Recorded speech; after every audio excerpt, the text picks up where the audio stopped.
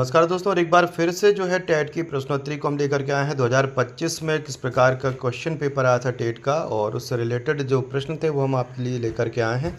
और समस्त जो प्रश्न हैं, करीब 1000 से ज़्यादा प्रश्न जो हैं वो हम आपके लिए लेकर के आएंगे थोड़े थोड़े करके। तो आप देखते जाइए और समझते जाइए और अपने ज्ञान को बढ़ाते जाइए, टेट की तैयारी भी करते जाइए। हिंदी भाषा का जो अगला प्रश्न है, इसके पहले क्या वीडियो आपने नहीं देखा तो चैनल को सब्सक्राइब कर लें और पुरानी वीडियो भी देखते जाएं।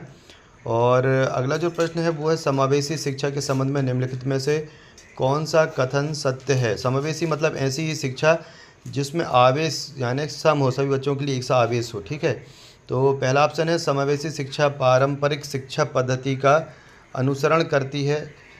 दूसरा है, समावेशी शिक्षा विशेष रूप से अशक्त बच्चों के लिए विशेष कक्षा की व्यवस्था करती है। समावेशी शिक्षा विशेष विद्यालय या कक्षा को स्वीकार करता है। और डी है, समावेशी शिक्षा विशेष विद्यालय या कक्षा को स्वीकार नहीं करता है। तो यहाँ पर समावेशी शिक्षा के संबंध में निम्नलिखित में से कौन सा कथन सत्य है। एक तो ये प्रश्न का उत्तर हमें दो समझ में आ रहे हैं। एक तो ये समावेशी शिक्षा विशेष रूप से अशक्त बच्चों के लिए विशेष कक्षा की व्यवस्था करती है। एक कुछ शिक्षकों के मन में यह विचार भी आएगा कि ये उसका उत्तर होना चाहिए। ठीक है, और दूसरा विचार ये आएगा आखिरी वाला, समावेशी शिक्षा विशेष विद्यालय कक्षा को स्वीकार नहीं करती है। तो सही यहाँ पर यही है, क्योंकि यहाँ पर लिखा है अशक्त बच्चों के लिए विशेष कक्षा की व्यवस्था करती है। ये पूर्णतः गलत है। समावेशी शिक्षा जो है वो किसी भी प्रकार से अलग व्यवस्था नहीं करती है, इस बात का आपको ध्यान रखना है। यहाँ पर अशक्त बच्चे ज़रूर पढ़ेंगे, लेकिन कहाँ पर पढ़ेंगे, उसी विद्यालय में पढ़ेंगे जहाँ पर सामान्य बच्चे पढ़ रहे हैं।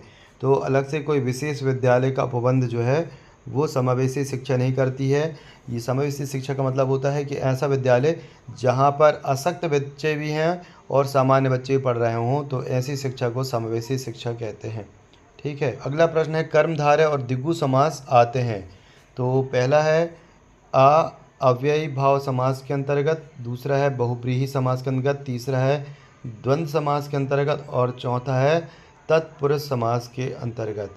तो जो समास के प्रकार हैं, तो उसमें तत्पुरुष समास के अंतर्गत जो हैं वो कर्मधारय और द्विगु समास आते हैं। तो ये हमें ध्यान रखना है, और इसका चाहे तो अलग से हम एक वीडियो बना देंगे पूरा समास को समझने के लिए। बाकी अभी आपको ये ध्यान रखना है कि जो कर्मधारय और द्विगु समास हैं और वहाँ वो तत्पुरुष समास के अंतर्गत आते हैं। चलिए अगला प्रश्न देख लेते हैं। अगला प्रश्न है, जिस विद्या द्वारा भाषा के शब्दों, ध्यान दीजिएगा कि भाषा के शब्दों, उनके रूपों, प्रयोगों आदि का ज्ञान होता है, वह है लिपि विज्ञान, शैली विज्ञान, रूप विज्ञान और व्याकरण। तो भाषा के शब्दों, उनके रूपों और प्रयोगों आदि का ज्ञान, तो ये व्याकरण ही है जो इन चीज़ों का ज्ञान करवाती है। लिपि विज्ञान नहीं हो सकता, शैली विज्ञान नहीं हो सकता, रूप विज्ञान नहीं हो सकता।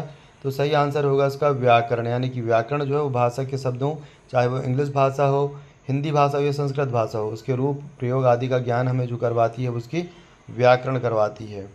चलिए अगला प्रश्न देखेंगे। फिर है प्रश्न, श्यामपट्ट को शिक्षण सामग्री के किस समूह के अंतर्गत शामिल किया जा सकता है। जो आपका ब्लैक बोर्ड होता है उसे दृश्य साधन, श्रव्य साधन, दृश्य श्रव्य साधन या मध्यकालीन साधन। तो श्यामपट्ट में हम केवल देख सकते हैं, यानी उसे सुना नहीं जा सकता। दृश्य श्रव्य साधन भी नहीं है, मध्यकालीन साधन तो यहाँ पर आएगा ही नहीं। तो जो श्यामपट्ट है वो दृश्य साधन के अंतर्गत हम उसे रखते हैं। तो उसका पहला ऑप्शन जो होगा सही होगा।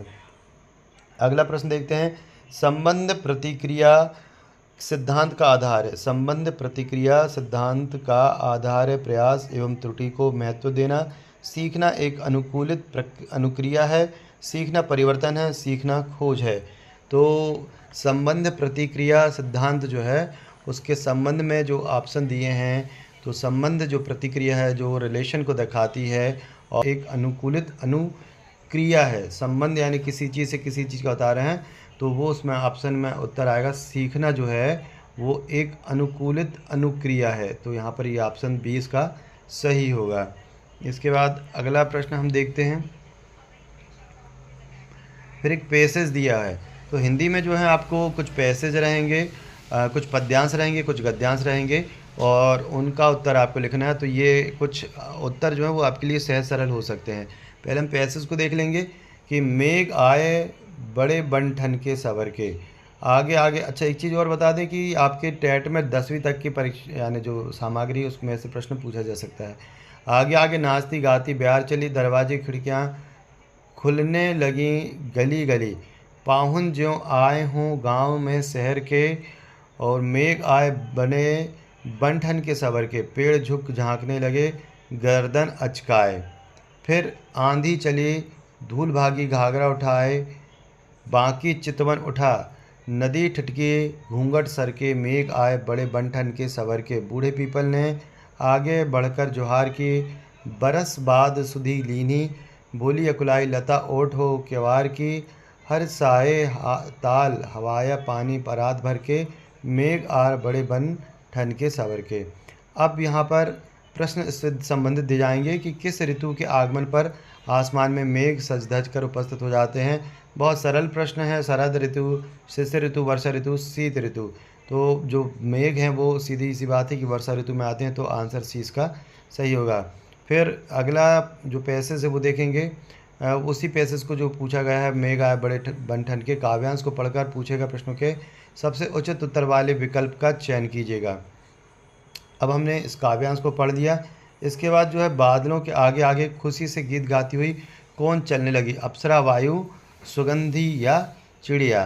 तो बादलों के आगे जो है कविता में वायु आया है, तो यहाँ पर हमने वायु जो शब्द है वो सही होगा। ठीक है, तो ये पैसेज को पढ़ के ही जो है सारे प्रश्नों का उत्तर दिया जा सकता है। बारिश के बादलों के आगमन पर उनका अभिवादन करने के लिए कौन आगे बढ़ा, पक्षीगण, मयूर की युवती मोरनी, कोयल का समूह, पीपल का बूढ़ा वृक्ष। तो जैसे कि इसमें खुद ही लिखा था कविता में, पीपल का बूढ़ा वृक्ष जो है वो अभिवादन कर रहा है, तो डी जो ऑप्शन है सही है। वैसे पैसेज जो रहेंगे आपके गद्यांश पद्यांश, उनको पढ़ के आप काफ़ी प्रश्नों के उत्तर स्वयं से दे सकेंगे। जोहार से कवि का क्या आशय, एक आध दो प्रश्न ऐसे रहेंगे जो उसके शब्द से आ से पूछ सकते हैं। ठीक है, तो यहाँ पर जोहार से जो आशय है उसके ऑप्शन दिए, प्रशंसा, प्रणाम या अभिवादन, क्षमा मांगना या गुलामी करना। तो सही आंसर जो है उसका आंसर होगा प्रणाम या अभिवादन। जोहार का मतलब जो है उसे आपको याद करना पड़ेगा कि जोहार का अर्थ जो होता है वो प्रणाम होता है या अभिवादन होता है। अगला प्रश्न जो है वो फिर हम देखते हैं, कविता वही है। प्रस्तुत कविता में पेड़ किसका प्रतीक है। तो प्रस्तुत कविता में 4 ऑप्शन दिए हैं, अल्हड़ बालिका का, गांव की नवविवाहिता का, घर के नवयुवक का या गांव के आम व्यक्ति का। तो प्रस्तुत कविता में पेड़ जो है, जैसे कविता का हम भावार्थ निकालते हैं तब उसमें समझ में आता है कि पेड़ का जो यहाँ पर प्रतीक है, प्रतीक सिंबल है, वो जो है गांव के आम व्यक्ति का है, यानी कि एक सामान्य व्यक्ति जो है वो पेड़ के रूप में यहाँ पर दर्शाया गया है। तो ऑप्शन डी यहाँ पर सही है। अगला प्रश्न हम देख लेते हैं,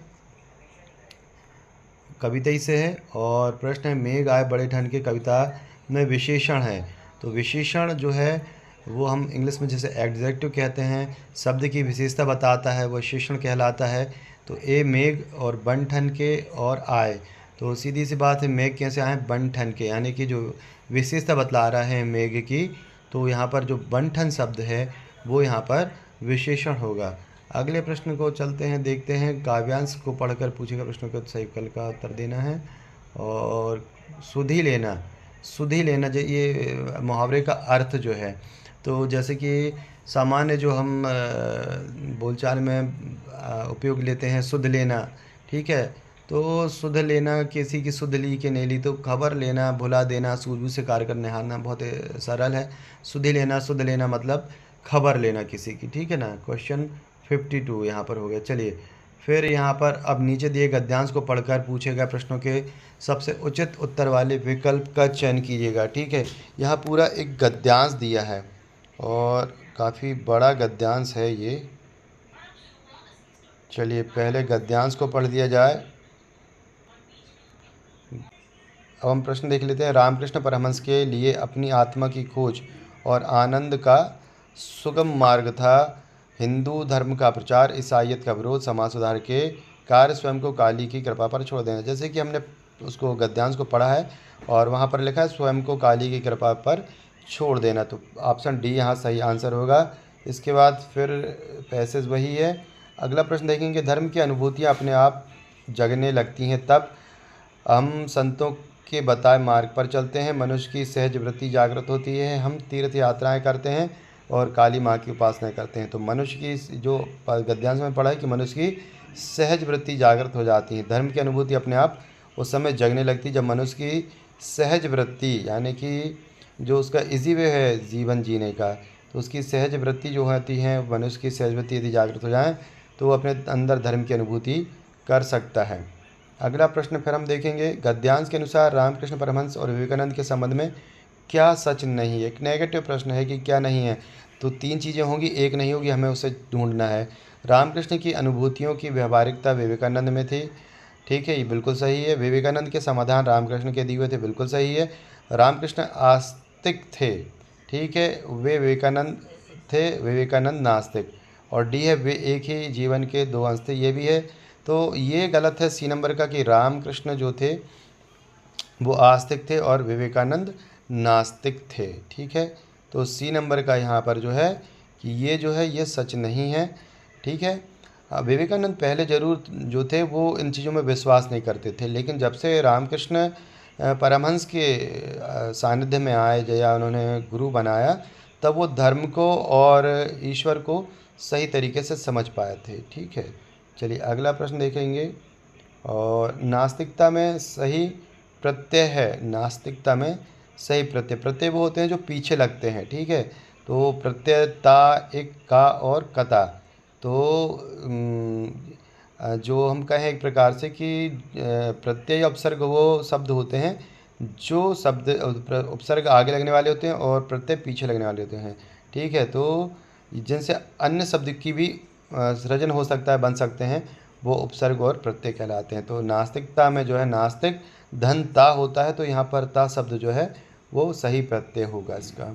इसके बाद भरोसा शब्द एक पर्यायवाची शब्द है, इसका शब्द होगा एतबार, ऐतराज, एकाक्ष, एकांत। तो बहुत इजी है भरोसा यानी कि एतबार, है ना। तो एतबार शब्द भरोसा के लिए लिया जाता है। अगला प्रश्न देख लेंगे, समाधान शब्द का विलोम है, ठीक है। बहुत इजी है, समाधान यानी किसी चीज़ का हल कर देना, और विलोम पूछा गया है तो विलोम समस्या यानी समस्या का समाधान जो है, तो समाधान का अपोजिट समस्या हो जाएगी, ठीक है। जवाब निराकरण हल, तो ए जो है वो यहाँ पर बिल्कुल सही होगा। इसके बाद हम चलते हैं, अगला प्रश्न देख लेते हैं, अतएव शब्द का सही संधि विच्छेद। तो अति धन एव है, दूसरा अतः धन एव है, तीसरा अति धन एव है, चौथा अत और एव है। तो यहाँ पर जो सही आंसर होगा वह अतः धन एव होगा, ठीक है। संस्कृत का शब्द हम इसे कह सकते हैं, तो अतः धन एव। अगला प्रश्न हम देख लेंगे, गद्यांश का उपयुक्त शीर्षक होगा गुरु और चेला, रामकृष्ण और परमहंस और विवेकानंद, आनंद आत्मानंद की खोज, काली की कृपा। अब सबसे महत्वपूर्ण बात यह आती है, इस प्रकार के जो क्वेश्चन होते हैं, तो गद्यांश का उपयुक्त शीर्षक यहाँ पर क्या हो सकता है कि जो बच्चा आंसर देने वाला है वो उसके मन से और बहुत सारे आंसर भी हो सकते हैं, लेकिन यहाँ हम बंद गए हैं, यानी कि ये जो हम कहें कि क्लोज सर्किट क्वेश्चन टाइप से हैं कि यहाँ पर आप अपनी सोच से बाहर नहीं जा सकते। जो उसमें दिया हुआ है 2 प्रकार के प्रश्न होते हैं, खुले हुए और बंद प्रश्न। तो यहाँ पर हम ये कहें कि ये बंद टाइप का प्रश्न है, और यहाँ पर व्यक्ति अपनी सोच से खुद नहीं सोच सकता, उसको इन्हीं ऑप्शन से चुनना पड़ेगा। तो गद्यांश का उपयुक्त शीर्षक गुरु और चेला नहीं है, पॉसिबल नहीं है, रामकृष्ण परमहंस और विवेकानंद, और ये भी हो सकता है। इसके बाद आत्मानंद की खोज, ये भी हो सकता है। काली की कृपा हम नहीं कहेंगे क्योंकि यहाँ पर ज़्यादा विवरण जो है वो रामकृष्ण परमहंस और विवेकानंद का है, काली जी का थोड़ा सा ही रूप आया है यहाँ पर, इसलिए हम यहाँ पर कहेंगे सही आंसर रामकृष्ण परमहंस और विवेकानंद, ठीक है। आत्मानंद की भी खोज हो सकता है, लेकिन यहाँ पर ज़्यादा विवरण जो है रामकृष्ण परमहंस और विवेकानंद का, हमने जैसा आपको बताया कि ये बंद टाइप के प्रश्न हैं, इसमें ज़्यादा विचार नहीं किया जा सकता है।